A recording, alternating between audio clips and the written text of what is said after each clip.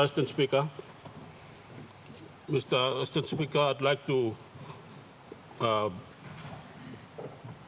put on record and commend the Prime Minister for bringing this amendment to reinstate the office of the Chief Secretary of the Government of Papua New Guinea. Mr. Assistant Speaker, we only have one national public service in this country. And all the powers of appointment and discipline lies with the NEC.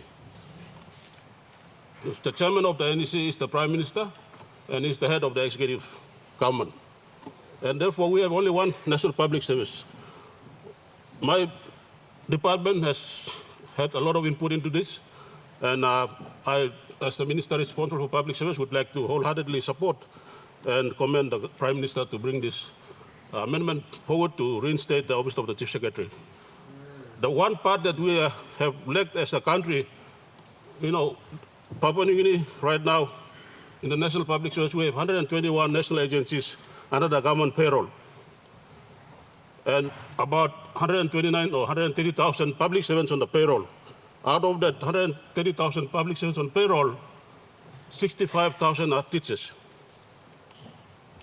And so with this kind of mammoth task of looking after the public service, the Chief Secretary's office, on the aspect of the public service point of view, is to make sure that the Chief Secretary sits up there to not only look at the central agencies or the national departments, but most importantly also to bring in line the performance of the provincial administrators.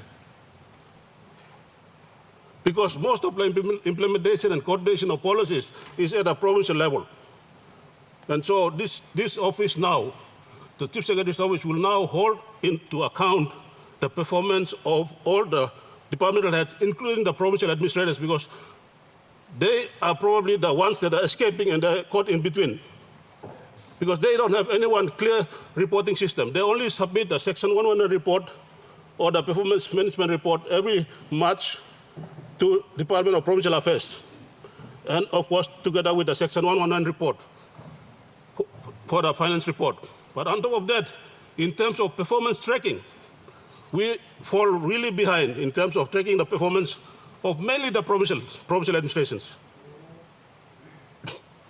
Therefore, we would like to see that the Chief Secretary has oversight to make sure that we hold the provincial administrators accountable, also at the top level. So I'd like to support this amendment to bring the Chief Secretary's office in place and to see that some of the powers that we have in the Department of Special Management can be devolved, not transferred, but devolved to the provinces. That has been done in the past, in the last, I would say, 9 years ago, or let's say 6 years ago. But it was taken back because the provincial administrators abused those positions, those powers. Instead of recruiting based on the manpower ceiling, they recruited over and abused the power, so some of those powers are removed, brought back to the Department of Management. So when we have the Chief Secretary's office, it will provide oversight to see that it has the power under the NEC, which is the authority responsible for appointing and responsible for the public service. No one else in this country has the authority to appoint public servants, especially department heads. It's only the NEC. Therefore, rightfully, the Chief Secretary's office will hold that position with authority to make sure that we have some performance tracking going on in this country. Thank you, Mr. Assistant Speaker.